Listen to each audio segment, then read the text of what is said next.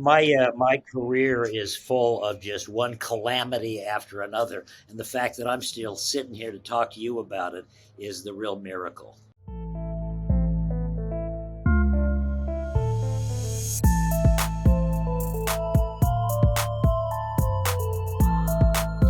The last time you were on was January 12th of 2020. It was actually episode 64 of the Bogcast. And at that time, your book wasn't out, and we didn't realize 2 months later that the entire world was going to change. And then a month later, your book dropped. So, like, what has your year been like since? You know, it was interesting because the sort of onset of the pandemic certainly had an impact on my thought process in putting the book together. I suddenly felt like, I guess in those early stages, if you remember back, we've had such a learning curve with this thing. But in the early stages, nobody knew how bad this was going to get. And I sort of felt, I will confess, a certain urgency. It's like, this pandemic's coming out. If I don't get this book out, an old guy like me, I may not live long enough to get it done. So I felt some sort of gun to my head is like, drop it now or forever hold your peace. And there was some scores I still wanted to settle, and some fights I still wanted to pick. So I figured I better publish the book. So were you holding on to the material for a long time before you pulled the trigger? In many ways, Keith, this is not so much a memoir as it is, as I say in the intro, it's a do-it-yourself exorcism. I feel like much of this book, I'm just vomiting demons out of my soul onto a page, hoping for some cleansing. I don't know. Therapeutic. I don't know if in many, and I sort of jest about that, but in many ways, some of these stories I have just felt sort of bubbling inside me as if, some unnatural event that I needed to get off my chest. And some of them were just, literally vomited onto a page. I just needed to talk about this person or this event and capture it. On the other side of the ledger are some of those essays that I have struggled with trying to write and capture the moment. I've been writing and trying to rewrite them for 40 years. So it really is a hodgepodge, and it is not a book for everyone. It's probably not light reading. It's a little chaotic, and I think probably representative of the subject matter. But the bottom line is, it really is. It's demons and angels and a very serendipitous and lucky life. See, I think actually the opposite. Like, I think because each Beautiful. chapter That's is what I love completely about different. it. No, because it's different, it's actually an easy read. I read it in 2 days. Yeah. And I think you actually dropped it at the perfect time when everyone was stuck in their houses and, they needed content or something to read. So And there was I think it was like something a to perfect that, storm in a sense looking back. Right, yeah, and there was something to that, and the early sales were good, and it sold, and I'm very grateful for anybody who will, indulge me and allow me to tell you, because at the end of the day, I've realized, being an old man, the only thing I really got left are my memories, my stories, and my kids. And so anybody who wants to share some of those memories and stories, that's all I got to offer anymore. So I'm very grateful. Totally. Yeah, what was really cool is the last time that you were on, you had told some of these stories. So when I read the book, and I came across those chapters, Right. I already had some context. So it was like really... Tanya Harding, Michael Jackson, some of the stories that we spoke about during our first time together. Yeah, and those factor prominently in the book. And I think, certainly in terms of Jackson, the early stories about Michael Jackson and that Tanya Harding episode, they really changed sort of the media in some ways, and were his, tabloid stories, no doubt, but historically significant stories. What was really interesting is that I think it was the last chapter of the book, is you talk about how you actually got the title of the book. Can you talk about that for a second? Yeah. Giving my punchline away here, Keith. But only. Well, we don't have to. Only we can hold for it. you, brother. No. I have had the distinct honor of being the subject of a number of books and movies and articles by other journalists. And some of them have been very nice, and some of them have not. Clearly, the author does not like me very much. And a woman who clearly was very devoted to Michael Jackson wrote a book about Michael called "The King of Pop Is Darkest Hours" or something. And no, it was a book about Michael Jackson, and she makes reference to me in her book and calls me a story hustler. And it is my impression, I don't know the woman who wrote the book, but it is my impression that she probably did not intend that as a compliment, Keith. I think but I loved the handle, and I actually tried to get them to put it on my business cards at work, and they thought that was too spicy for them. So I figured this is the perfect handle. I'll save it. I'll put it on the book. So that's how Story Hustler came to be. It was a reference in a Michael Jackson biography that clearly was trying to take some sport and shots at me, and I'm very grateful. Oh no, I love that. I love how you turn that into something positive. You talk about in the book how, well, actually you talked about this on the last time on the podcast about how when you first started or actually when you got your first job in Phoenix was because you got punched. Would you mind talking about that story again? Yeah. This is the Fist of Fate chapter of the book, and it is my belief, and to young reporters out there, I can tell you with some certainty and personal knowledge that taking a punch on television can be very good for your career. I was down and out I'd been working for a current affair, long story short, but I was working at a current affair, newly married. My wife was about to have our first child, and I get canned. I get fired from a current affair as that show started to fall apart. I'm down and out in Los Angeles. But I have to point out that after you got fired, they did get canceled a few months after, right? I don't like to gloat, but it was one of those kind of things. They came in one day and said, "Thank you, you've done such a great job, and you're so identified with the show, but now we're going in a different direction." So, bang, we're gonna shoot you dead. But that's television. And you even said when they say those kinds of things, we're going in a new direction, that actually means we're going to run it into the ground. That is, if you're working in a newsroom and suddenly the news director comes in and says, "We're going in a new direction," I can assure you it means they have no idea where they're going and they're going to run it into the rocks. But again, that's TV. But the punch was just... I was, with that context, I'm down and out in Los Angeles, about to have my first child. My wife, lovely, has stuck with me through all of this. We're living in Los Angeles, unemployed, and I get a gig through some friends of mine at Hard Copy. They just want me to go out and do an ambush interview, something I've always been very good at, going sort of a TV hitman. So I'm going to go ambush some guy who doesn't want to be interviewed, and I can find him, track him down, and of all places, my hometown, Salt Lake City. And we put a camera in the guy's face, and he throws a punch at me. Thank God the camera's rolling. And so all of this to say, I was just going to be an off-camera producer on this story. But suddenly I'm there sort of dodging punches from this old man who is selling some questionable medical material. Yeah, some bogus shit. Yeah, he's on late-night TV selling some snake oil shit, claiming cures cancer and cancer to hangnails, And so we're going to go up. Hard copy wanted to go up and bust him and do a story. He wouldn't do an interview, so they needed to give him an opportunity and ambush him. I'm doing freelance. I go up to Salt Lake City. I ambush the guy in a parking lot. The old man starts throwing punches at me. Now I go from an off-air producer to suddenly basically the star of the film. I go back. Hard copy loves it. Oh, this is great. So they run all these breathless commercials saying, "Our producer, Mike Watkiss." I was a freelancer at the time, didn't even. I remember when that happened. That was a very hot story. Yeah, and so anyhow, they run the video of me this guy throwing punches, and me, and honestly, Tanya Harding threw a harder punch at one of my cameramen one time. I was not in jeopardy, but it looked good. And so after this program runs on Hard Copy, literally the next day I'm sitting down in the basement of the Paramount studio in some crappy little office. Phone rings and some guy says, "Hi, this is Dennis O'Neill. I'm the news director at Channel 3 in Phoenix, Arizona. Saw you get punched last night. That was great. Come work for us." And that's how I came to Phoenix. Literally that phone call, and a guy named Dennis O'Neill, who's a dear friend of mine and a great colleague, saw it here. He was running the news shop, and he said, "He's just the kind of crazy person we need working at Channel 3. Packed up the wife and soon-to-be baby, and we were on our way here.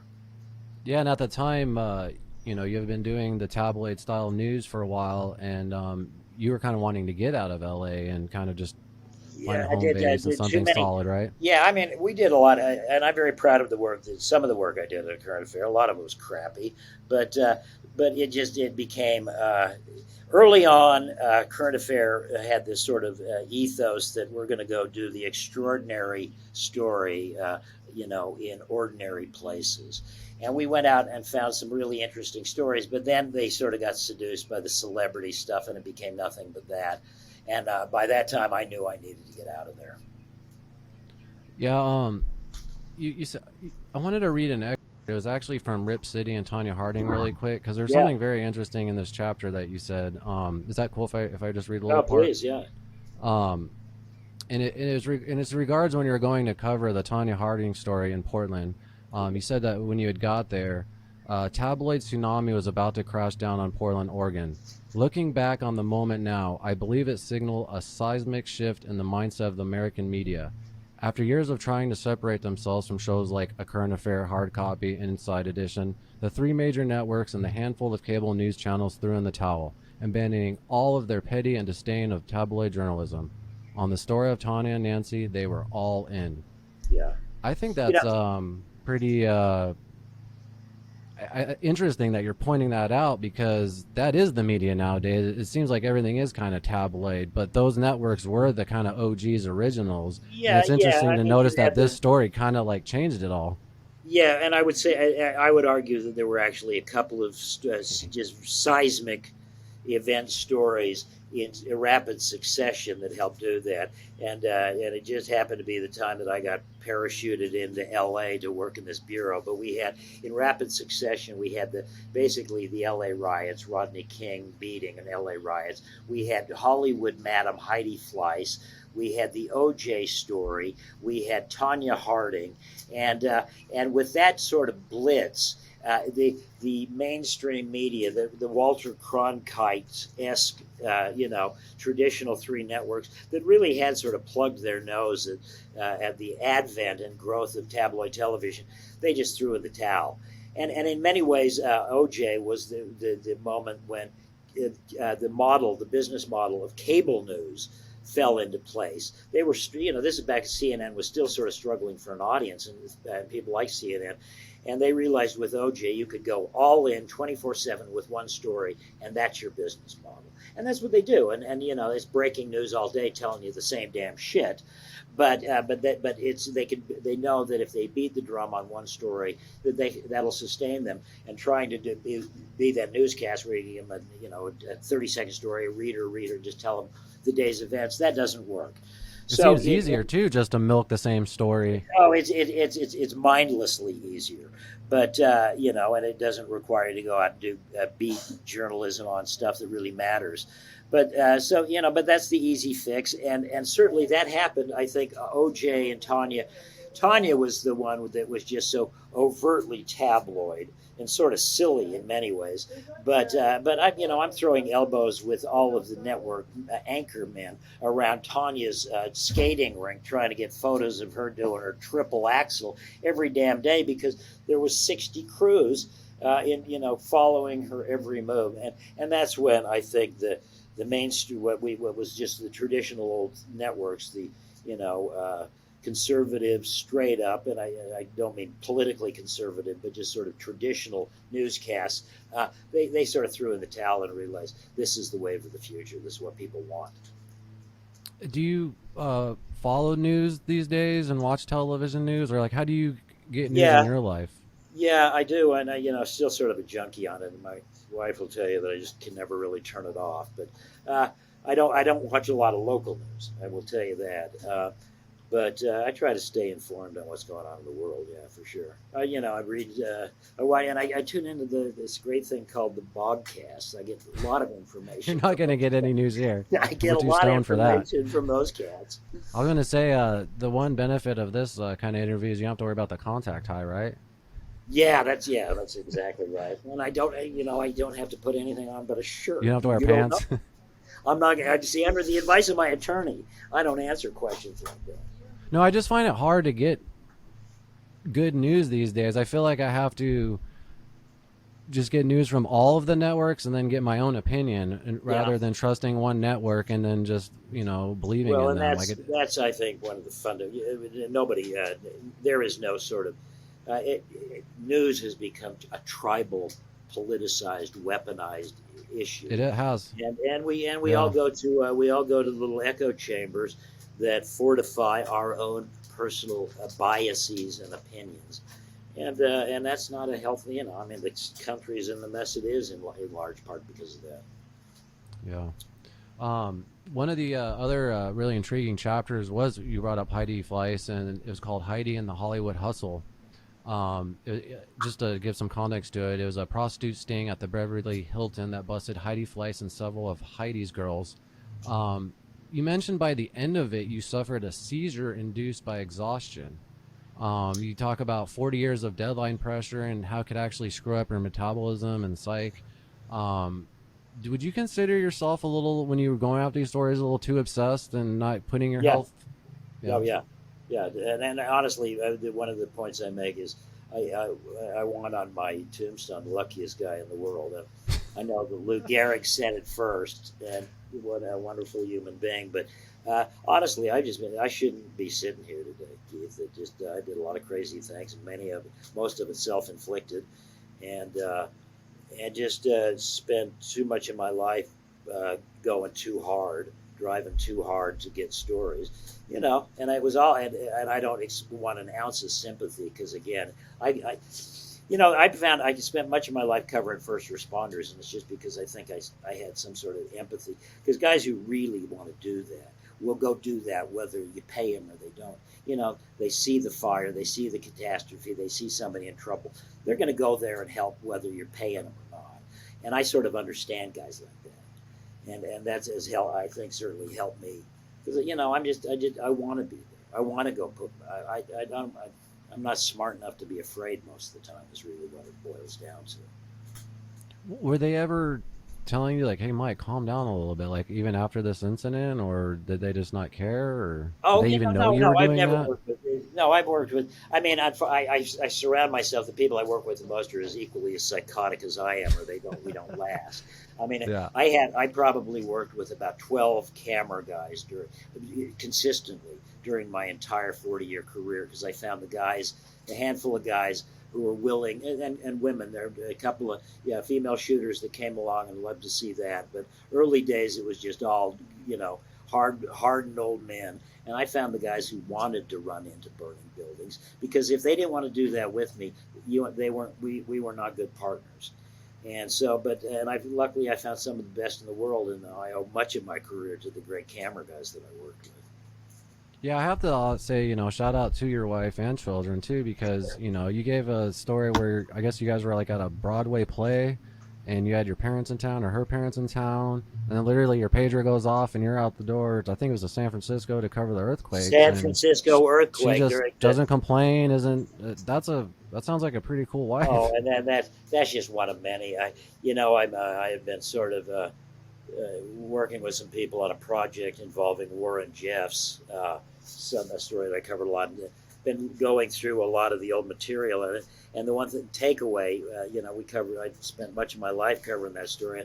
As I was watching these old stories that I had forgotten doing, and all the travel I did, I thought, man, I really sort of, in pursuing this guy and the allegations of child abuse, I sort of neglected my own kids in some ways, and it's the guilt that. You get to be an old man. You've got plenty of things to feel guilty and feel guilty about. But I've been lucky and felt like I've had really a great family that has supported me throughout my life. Yeah, totally. Other interesting things that you mentioned in the book is how you have to pay for interviews, and how that paying for interviews could be a cancer at times. What is the process of that like? So every single person you're talking to, you offering them, or just slipping a 20 like a drug deal. Now, you know what? I mean, the first time I encountered that was working for a current affair, and I think they were doing it, and other people, the other tabloids were doing it, and as a journalist, it felt uncomfortable. But I mean, again, I don't want to act holier than thou. That was being done. I tried to whenever that when that happened, I still tried to go in and say I'm going to ask the same questions I would ask whether anybody was paying anybody any money, and I felt pretty good about that. But I'm getting sent out to do interviews that I know somebody got paid for. And the networks now do this in their own ways. They've found ways to, well, we'll buy up a couple of still photo. They want to do an interview with a family. Well, we'll pay you for a couple of still photographs. We're buying something tangible, but really they're paying them for their interviews.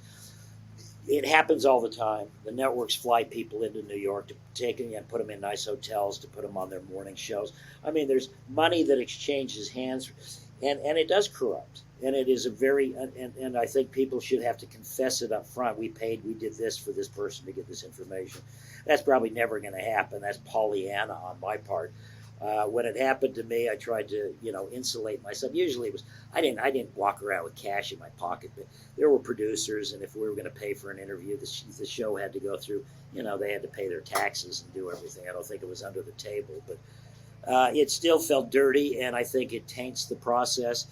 And I'm glad. As far as what, because you're worried about them giving. Dude, as soon as money, money corrupts. You know this. No, yeah, I agree. Situation. As soon as money starts exchanging hands, there's expectations.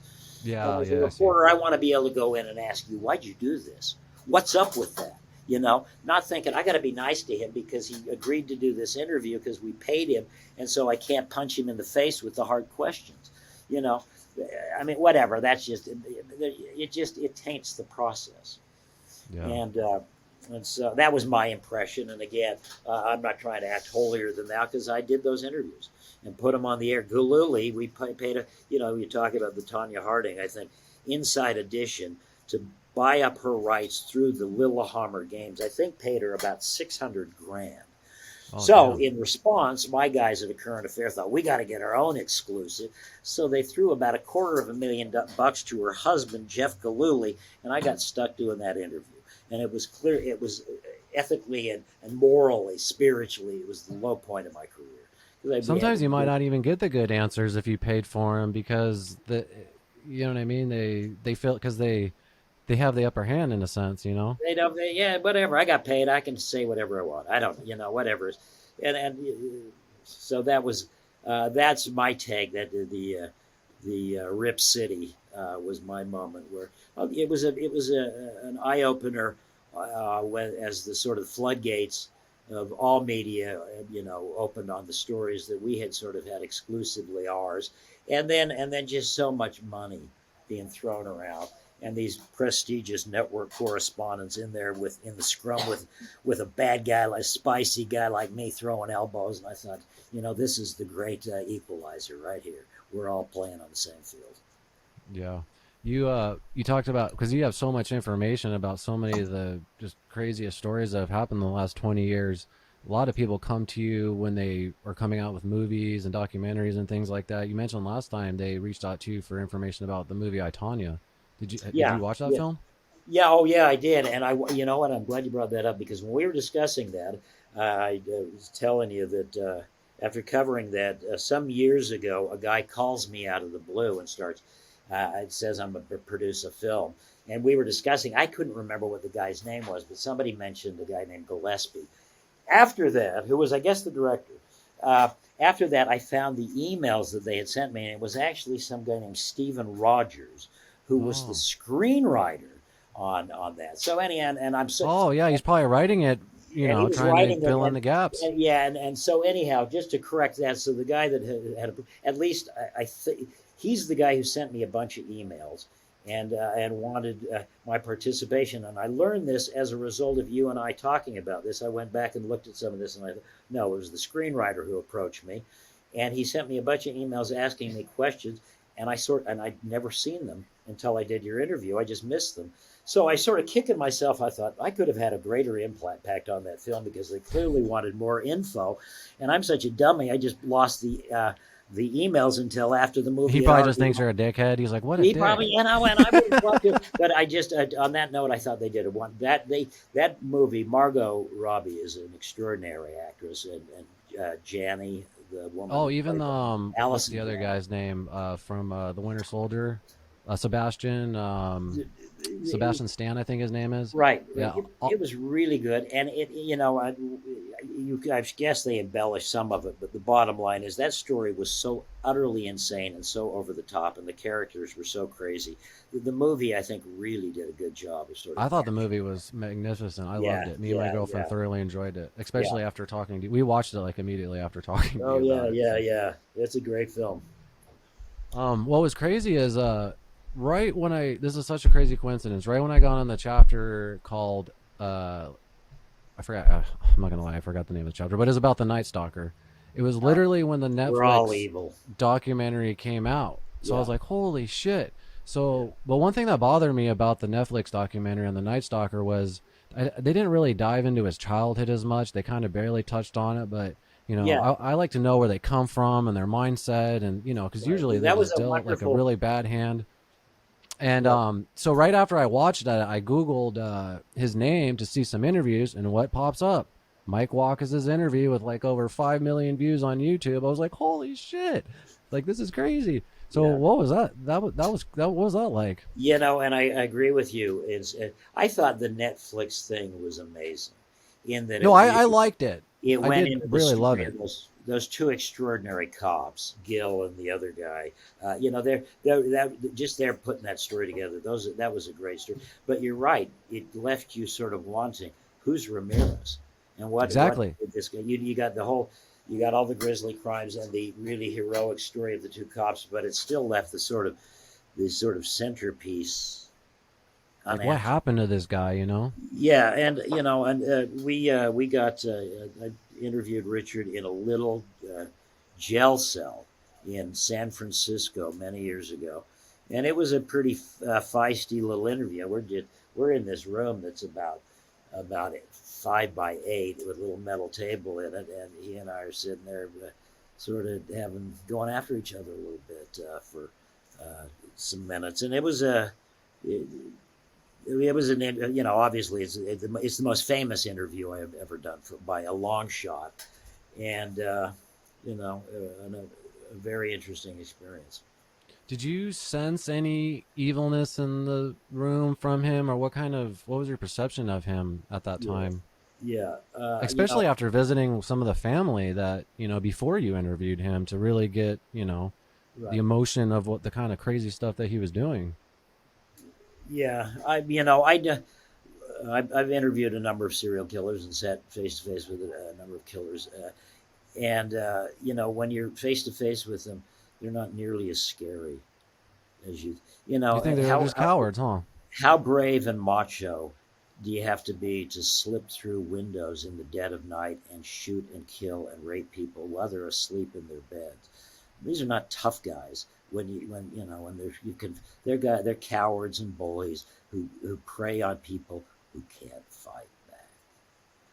Always. That's what serial killers don't go after people who can defend themselves, or they go after people that titillate their sexual appetites, and they know they can defeat. They know that, and then it's never a fair fight with a serial killer. So when you the whole deny.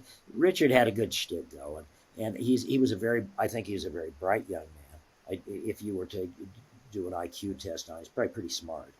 But he had this whole this whole demonic shtick that it was sort of well rehearsed.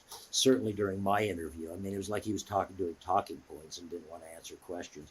So I found him to be sort of a punk, and my inclination while I was sitting there was jump over the table and kick his ass but You're angry. well, you know what there was a little, and it wasn't a good interview. I mean, I don't think it was one of my better interviews. I went in a little pissed off. I had just spent time with a guy named Bill Carnes, who Richard was one of Richard's last victims. Bill was laying in bed with his fiancee one night in Mission Viejo, and Richard slips in, shoots Bill 3 times in the head while he's sleeping, and then rapes and ravages his girlfriend, and tells her, "Tell him the Night Stalker was here." He's a pompous punk.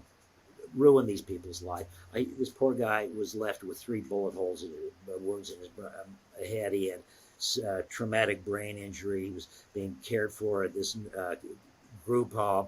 His beautiful young nieces came to see him the day I was visiting him, and he was out pushing them on a swing. This badly paralyzed, disabled guy. And he said, I'm not going to let Richard Ramirez take the uncle away from my nieces. And I went in to do that interview thinking about that. And you're right, I was totally pissed off, and it wasn't a good interview. And I've learned from that, and I would never. You can't bring those in because it screws it up. It's like money. You just you want to go in and do your job. And So I was maybe you but wish I was maybe. pissed. I was definitely pissed. So that's funny you're saying that, because one of my questions is what did you learn from that, and but maybe not visiting the family beforehand, so you're not as emotionally No, attached. oh no, I don't think. I think information is always good, and I postponed. When I first got interacted with Richard had been tried and convicted of 13, 14 murders. He'd already been tried for a whole slew of crimes. The trial had gone on for 4 years. Ramirez was a very famous serial killer when I got hooked up with it. All the LA stuff had gone on. He'd been transported up to the Bay Area to stand trial for another murder, a 14th murder and an attack in San Francisco. So he's sitting in a little jail, not in a prison, so the access was easier, waiting to be tried for this. He's already convicted of 14 homicides, but he's in a jail in a shitty area of San Francisco down in That was for the Peter Pan trial, right? Yeah. Right, I think that's right. And so yeah, exactly that. And the attack on Mr. Pan. And so he's sitting there, and I got hooked up with him, and he agreed to an interview, but I wanted to go and spend some time with. I needed to get a sense for what this guy was about. I knew all the headlines. I knew, the pentagram on the hand and all of that bullshit. Well, let me ask you this: do you really think that he's satanic? I Or does don't, he do it but for the shock I'm not a big value? believer. I'm not a big So, believer. because I listen to like a lot of metal music and stuff, and a Yeah, lot of those guys like they claim to be satanic, but they're not. It's more like for the shock value of it. Does that make that's. sense?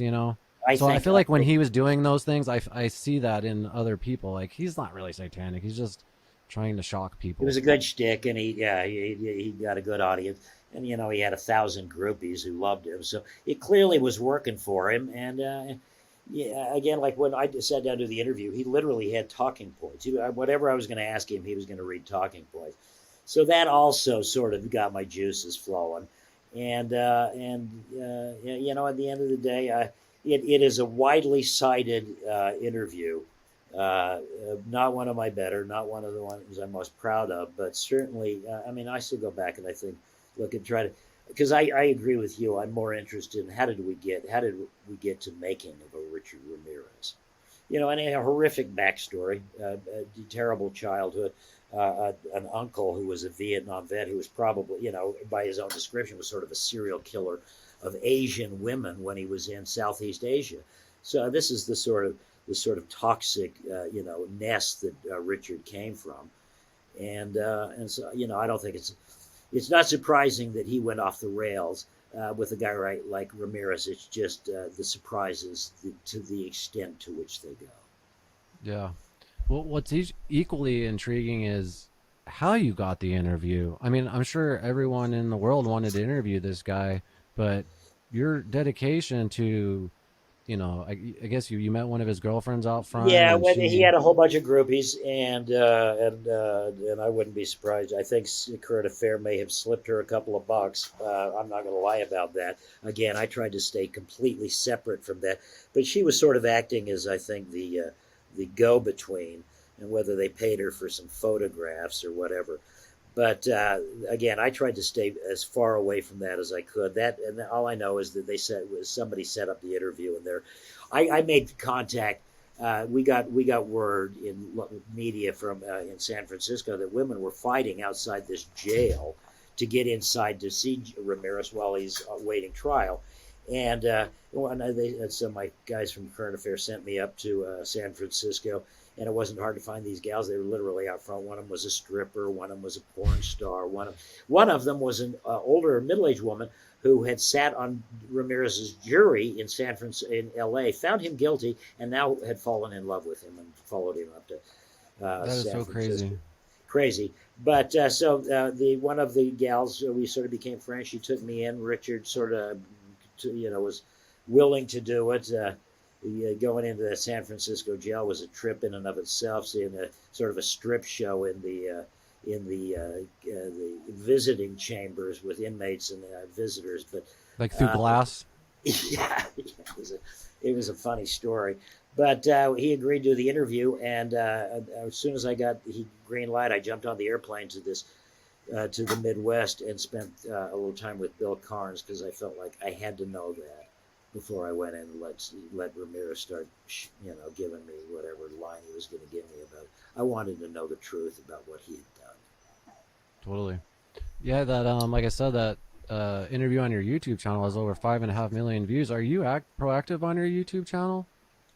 I don't make money on those kind of things. I just think they're of historic interest. Is that what do you mean? No, those Well, kind of things. like I noticed you have over, let's see, you have over 5,000 subscribers. I don't know, do you stay active on your YouTube channel as far as posting videos? I think that's something that people would really be interested in, Yeah, I would be monetizing the shit out of that. yeah, most of that stuff I think is just sort of a historic. I feel like I owe some debt to history on some of these things. With a Ramirez interview, there's only a handful of times when he actually spoke in front of the camera. And I think that no, that's something not for me to control, or that's for the world to digest if they're interested.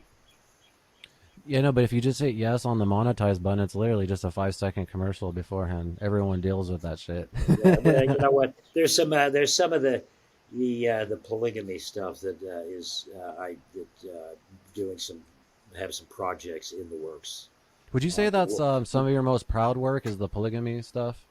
I would say that it is the proudest. Yeah, I mean, if I have some, if there's a portion of my work that I'm most proud of, it's like I think we had some hand in. I don't want to overstate my role in it, but I think I had some hand in bringing Warren Jeffs to justice and bringing about some very significant change in what was a very closed, abusive community up in Colorado City and Hilldale, Utah.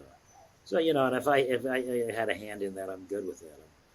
That's good enough for me. Well, because one of your chapters is called "Sins of Our Fathers." So I guess you grew up Mormon with polygamous ancestors, so you Right, just have right. a Well, special. and then maybe that's why I pursued it as long as I did. I grew up in the culture and grew up in Salt Lake City. Both my wife and I have polygamous ancestors, which is, and if your family was Mormon and you can trace the roots back 2 or 3, 4 generations, odds are you're going to have polygamous in the background. Mhm. And just I think growing up there and sort of knowing the truth as opposed to the myth, the realities as opposed to the PR of communities like Colorado City. I sort of knew how they worked, and I knew that there was significant abuse of women and children at the base of it, no matter and how they tried to gussy it up with just the prairie dresses and simple lifestyle. There was some real abusive, systematic, uh, stuff that had been developed in that community. And there's no community like Colorado City. It really is. So it was such a unique, isolated uh, cult. It was a community completely run by a cult from every layer of government. The water to the utilities to the land to the police to and it made for a tough nut to crack to track down some of the leaders and bring them to justice, and then to get a federal jury here in Phoenix to go in and say basically the corruption is so profound we got to get somebody in there to change things up. That's happened, and in many ways I was talking to somebody who's doing some work up there now today, and they're talking about a brew pub. I don't know if you know the ethos of Mormons, and they don't drink beer, but there's now a brew pub called the Edge of the World or Edge of the Earth Brew Pub in Colorado City, Utah, or Colorado City, Arizona, Hilldale, Utah. And that is, I can't tell you how that's like light coming on the dark side of the moon. So I'm pleased that the community is more open up. I'm pleased that Jeff's is in prison for life, and if we had a small hand in that, right on. Hell yeah. Do you think most polygamy are cults?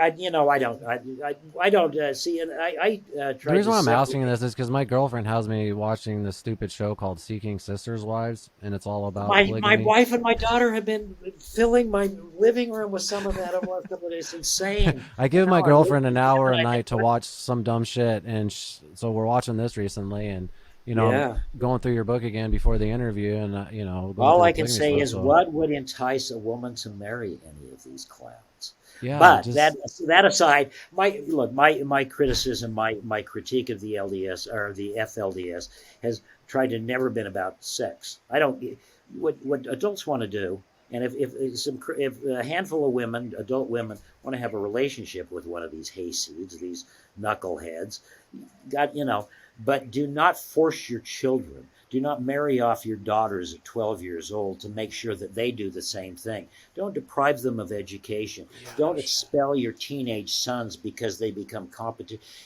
I don't give a rat's ass what consenting adults do behind closed doors. And I hope that my work on the FLDS has never brought in that sort of pious morality, because I don't bring it in. I'm not passing judgment.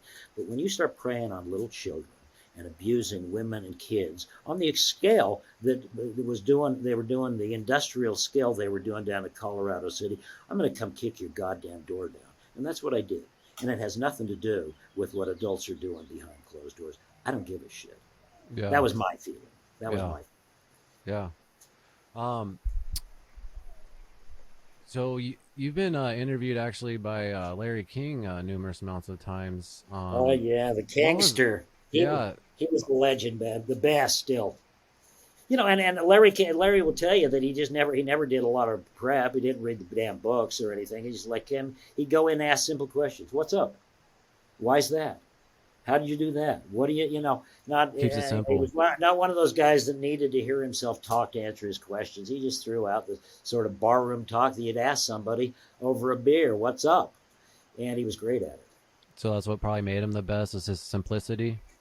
Yeah, yeah. And he was just again, he was a freaking character. He was a colorful character. My wife was a model for many years in Salt Lake City when she was young, and she used to work with Larry's wife, who was also a model from Salt Lake City. So Larry and I had sort of we had wives who had worked together as young models, so we had that in common as well. That's cool. Is that something that you get nervous for when you're asked to come on a show? I mean, it's such a, it's probably What one do of you the mean? biggest interviews at the time. What the Or only you're times so used to it because you're in the game that it's just another job, another thing. Yeah, I mean, and they were asking me about, I didn't go on to those shows to. They asked me to come on to talk about specific stories that I was working on. There was a period of time when I was doing those shows when this hunt for Warren Jeffs and the raid down in Texas and the trial, and I was doing those shows on the regular. Uh, but yeah, I mean they're fun. I didn't find them that. Larry was always fun. Cooper was always a pretty good guy. Some of them were less. I did Nancy Grace once, and I swore that I would drag a razor blade over my eyeball before I would ever do anything with that lunatic again. Her perform. I was reading a lot of stuff about the Jodi Arias case, and one of the and Nancy Grace was between Jodi, Juan Martinez, and Nancy Grace. We had the triumvirate, the trifecta of insanity. Yeah. Can you talk about your how you met and your relationship with Maury Povich? Yeah, well, Maury, he was the anchor. I shouldn't keep confessing this. I got fired from a job in Salt. I've been fired from most of my jobs, Keith. I don't know why. Shit happens. You work too This hard is for him. again, huh? You're working too hard for him. Yeah, I guess I don't know. They don't want you But to die on the job. Well, actually, I shouldn't say that. I was working in Salt Lake City, and I got a call out of the blue to come to New York City and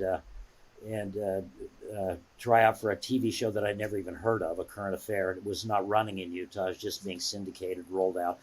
And the long and the short of it is, I went, got the job, and Maury's the anchor. And you know what? Maury was always good to me, and I was a young kid from Salt Lake City, and I'd been in New York, and suddenly working with the famous Maury Povich on this high-flying, controversial show, and I was a little intimidated. And Maury was always gracious and kind to me.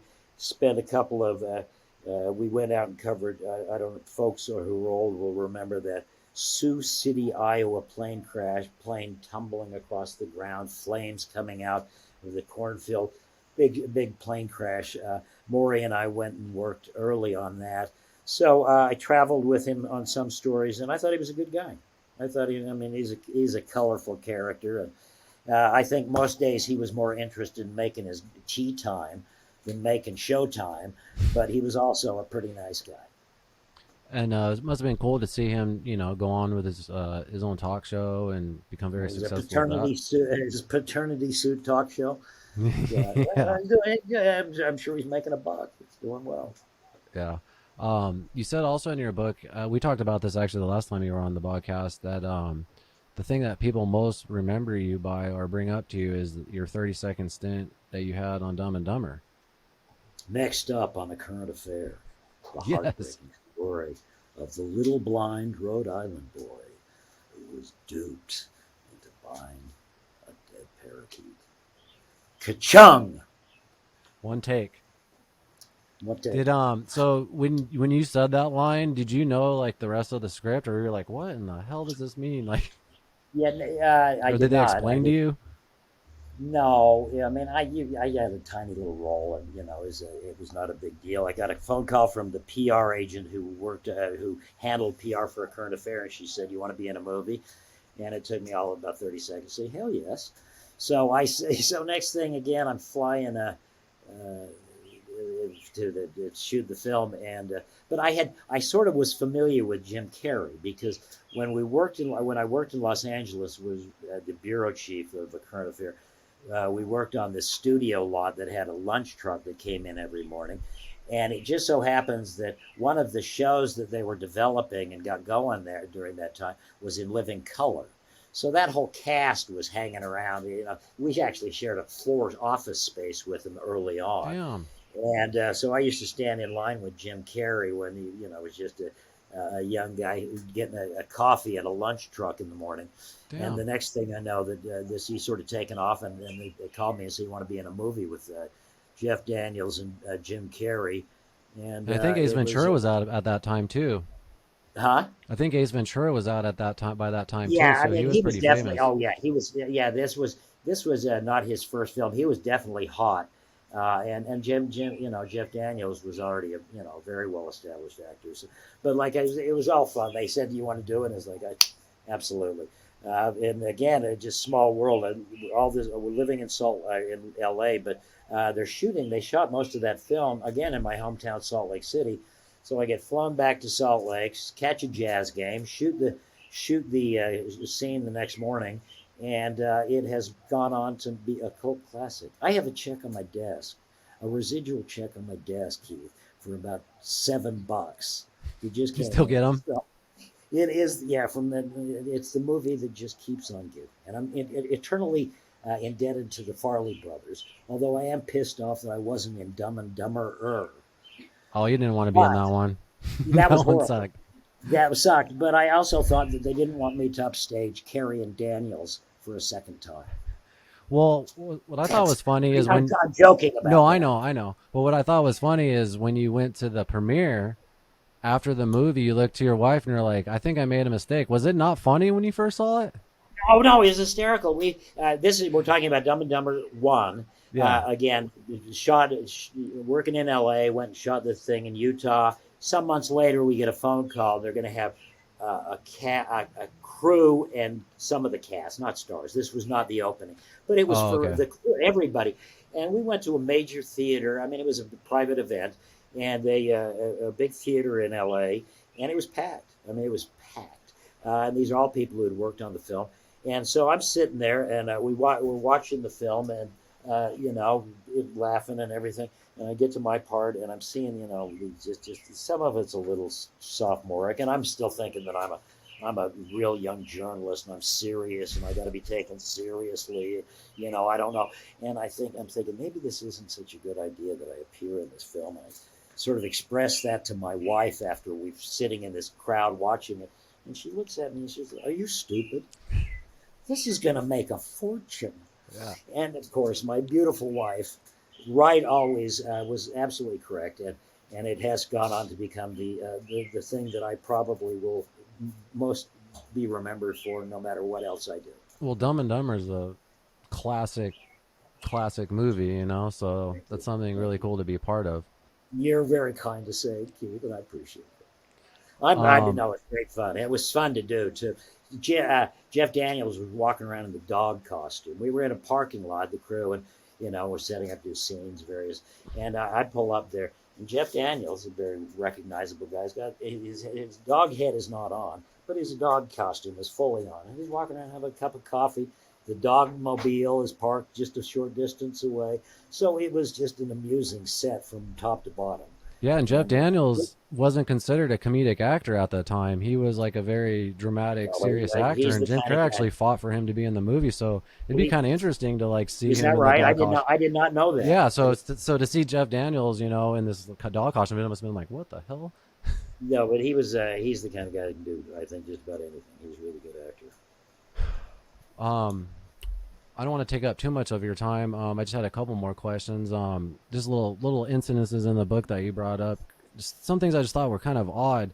Just I guess one day you were in L.A. There's only a few things that you thought were odd. Well, The book is full of them, Keith. I think assure you. this will explain itself. Is that you were Okay. you were rollerblading one day and Nicolas Cage just drove up to you and punked you and drove off? But I was just kind of confused of like the exact exchange that happened there. Like, what did he do? Was he mad Well, at you you know for what? a story or? And if you ever get Nick on, you're on the Bogcast, will you ask him? Because I don't know what the hell Nick wanted that day either. Again, a story that I could go on way too long with. It's a weekend. We're in L.A. I had just gotten some roller skates or roller blades. Friends are in town. My wife and I are taking them to Santa Monica. I'm on my rollerblades and nothing but my gym shorts. Rollerblading around as my wife and friends are walking, parking a long way away down to the beach. So I'm in sort of an industrial area of Santa Monica, skating because I'm way ahead of them, by myself again in nothing but rollerblades and gym trunks. So I'm probably I'm ready for Santa Monica beach. I look as crazy as everybody else, but I'm going to fit right in. And all of a sudden, I'm again deserted street. A real flashy red sports car pulls down. There's nobody around me. I can see there's it's an industrial area, mostly level, so I can see there's streets around me and nobody's around. Red car comes racing up. It's got gold trim on it. It's the kind of car, a red race car with real big gold trim. Kind of car that passes me by. All good. I'm skating in the street. Passes me by. Goes about 100 yards down. Stops and starts slowly pulling back to where I'm skating, And I'm thinking, what the hell? Okay, that's all good. And pulls up alongside me, rolls down the window, and it's Nick Cage. I don't know whether I'm going to laugh or what. I would have. He leans out of his car. And he says, "Are you okay?" Like Nick, And I'm not the brightest, sharpest tool in the shed, but I've been in enough bar rooms to know when there's a certain degree of hostility in a come on. And this was not a friendly inquiry about my well-being. And I look at him, I sort of square up. Again, I did the circus. I'm a skinny little old man. I was a lot bigger at the time. And I sort of square up and I say, "Yeah, I'm okay." He looks at me for a second, rolls the window up, and takes off. Now, Keith, I would never tell that story. The reason I put in the book, I would never tell you that story because it was the kind of thing I went skating on a way I was thinking, did that really just happen to me? That sounds like an acid trip. Like what? Yeah, and I'm thinking and I'm just thinking that was so weird. I don't really have anything. Nobody's going to confirm that. Why would he do that? What was up? This is a weekend. The very next day, I go to my office on at a current affair, and there's this producer who does a lot of celebrity work. His name's Harley Taft. Worked with me for many years. I walk into my office after this weekend. Before I can say anything about my encounter with Nick Cage, my producer celebrity producer comes up to me and he says, "You're never going to guess who I saw this weekend when I was out driving around. It was Nick Cage in this red car with gold." I have not told him the story. So I'm saying, and I mean, his interest was the story he's telling me. He thought it was real funny because he pulled up to an intersection and Nick was apparently picking his nose in this red car. And that's what my producer focused. But he ends up describing the car to a T that had just approached me the day earlier. And I'm thinking, this is God telling me that I didn't hallucinate that. And my friend saw Nick drive, and I can tell you even the time Nick had just was starring in a vampire movie. So his face was on every billboard as they do in Hollywood. And so I'm thinking, did Nick drive by me and recognize me from a current affair, want to pick a fight, and then think better of it? Was he trying to pick me up for some other reason because I'm skating around in skates and nothing but shorts? I do not know what Nick wanted that day, but it was an odd encounter with one of Hollywood's tough guys, and I still can't explain it. Yeah, I feel like if anyone lives in LA long enough, they just have some weird Nicolas Cage story like that. Because I've heard not this story, but just wild stories about encounters with Nicolas Cage constantly. Yeah. Well, I saw him. We saw each other at the Hard Rock at something else, and he was better behaved. But I can't explain the Santa Monica roller skating incident. I don't get that. Well, once I get him on the Bogcast, I will definitely ask him. What the fuck was going on that day? Yeah, tell Nikki I'm okay. Anyway, are you just last question here, real quick? Are you still acting and stuff, or? I got there's a film that I have a small part in called Cult Cartel that's going to premiere in Florida in a couple of days, I think, and then we're still waiting on this thing called Some Nudity Required, which should be fun. I saw the trailer for that. I know Trey Goodman. Yeah, Trey's a great guy. And then I got 5 films that are scheduled to come out. Still waiting. I think they all sort of got impacted by the last year, and they're now waiting to find out now that you can release things. I think that they should be released pretty soon. So I'm excited about that, and open to anything that comes my way. Do you constantly pursue like auditions and roles, or didn't audition this week? Knock on wood. Yeah, I mean, I do so. I try to stay busy and keep myself out there and get some people pitching for me. So, trying to. Yeah, it's really cool. Waiting for you and me to make our movie. Totally. Actually, I have a small part to offer you after we're done here to see if we do.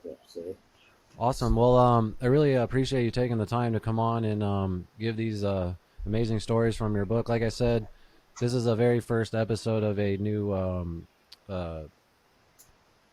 piece of the Bogcast called I was going to call it Getting Blunt with Keith, and I was going to smoke blunts while I did it, but I actually don't smoke blunts anymore, so I have to find a new title. But it's really just doing remote interviews. I like that title. That's good, but we move on. We all grow. Yeah. So, but I really appreciate you. So you're actually my very first guest. I was a little nervous for this. You made it way easier than I could ever imagine, and you're awesome. I would love to have you come actually in the studio, whenever you have a Saturday free or something like that, because Brian McClay loves you, and he'd love to talk to you and stuff. So. Yeah, and I didn't realize that Brian and I have his uncle. I know his uncle real well. Bob is a great his uncle Bob is in the radio. Yeah, he's a great guy. So, you know him? I worked with him for many years. Oh, that's cool. Worked with him for many years at KTAR. I mean, we worked competitively, but he's a gentleman and a scholar. Nice. Do you have any plugs or social medias that you want to plug? You know what? I just if you'll just nothing but just a crazy old man's rants and raves. Again, this is not a book for everyone. Because it is sort of a do-it-yourself exorcism for me.